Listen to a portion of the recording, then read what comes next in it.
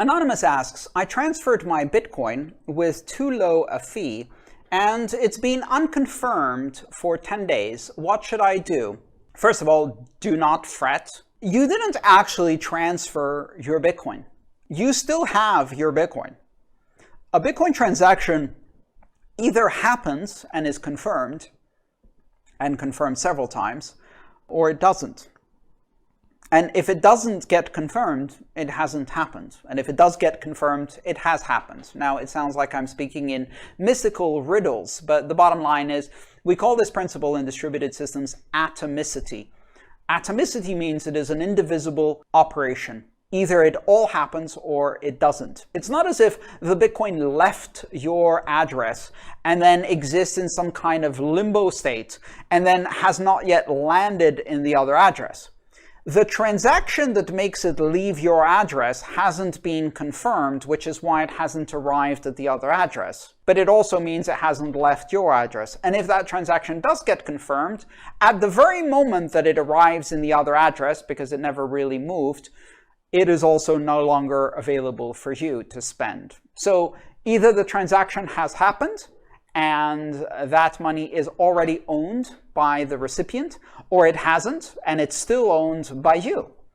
Now, your wallet may hide this from you. For usability purposes, your wallet will not let you basically create another transaction spending that Bitcoin that has not yet been confirmed in this transaction. And your wallet is doing that to prevent an accidental double spend attempt or confusion by wallet users. But the bottom line is that the money is still in your wallet. You just can't control it, which means you should get a better wallet. So first of all, the idea that you did a transaction and that transaction had insufficient fee tells me that you do not have a wallet that allows you to increase the fee after a transaction has been broadcast.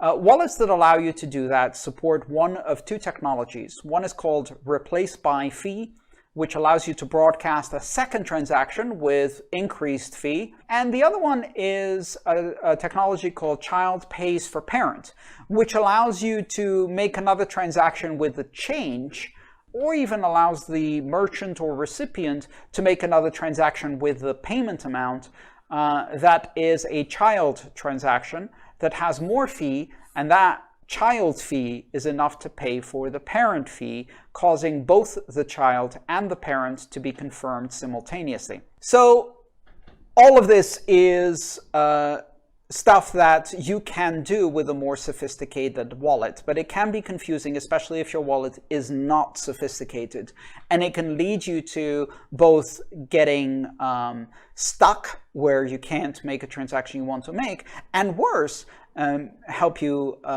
or rather put you in a situation of fear or confusion or even panic, like, where's my money?